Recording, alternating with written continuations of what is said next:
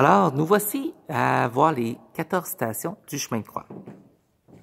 Alors, la première station va être Jésus condamné à mort. Donc, ça va se faire devant Ponce Pilate. Deuxième station, Jésus va être chargé de sa croix. Alors, vous vous rappelez votre travail. Pour chacune des stations, vous devez m'indiquer si vous croyez qu'on retrouve cette station-là directement dans la Bible ou non. Jésus tombe pour la première fois.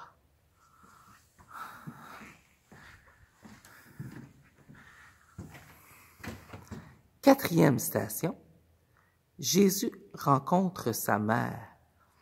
Un truc pour amuser les enfants, peut-être pendant la période morte de l'école, vous voyez en dessous de chacune des stations aussi les chiffres romains. Alors, ça peut être quelque chose d'agréable à montrer. Alors, station 5. Jésus aidé par le Cyrénéen. Il a un beau prénom. Il s'appelle Simon. Le Cyrénéen, Simon de Cyrène. Alors maintenant, Sainte Véronique essuie la face de Jésus. On continue. On est rendu à la 7e station. Jésus tombe pour la 2e fois.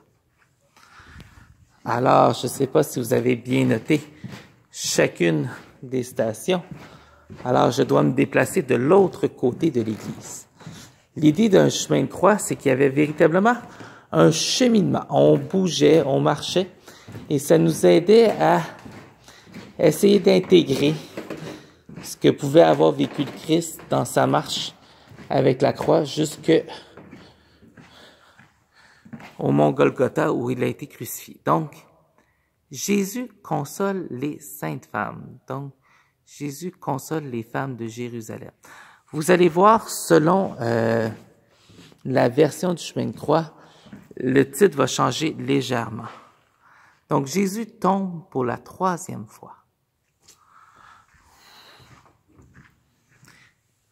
Donc, finalement, Jésus dépouillé de ses vêtements.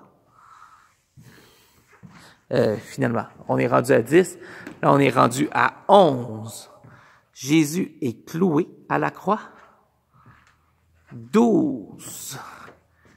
Jésus meurt sur la croix.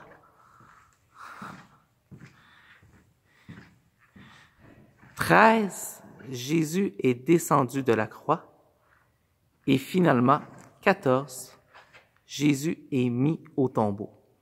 Alors, dans la prochaine vidéo, on va faire la correction. Alors, soyez sûrs d'avoir bien noté chacune des stations si vous considériez qu'elle était biblique ou non.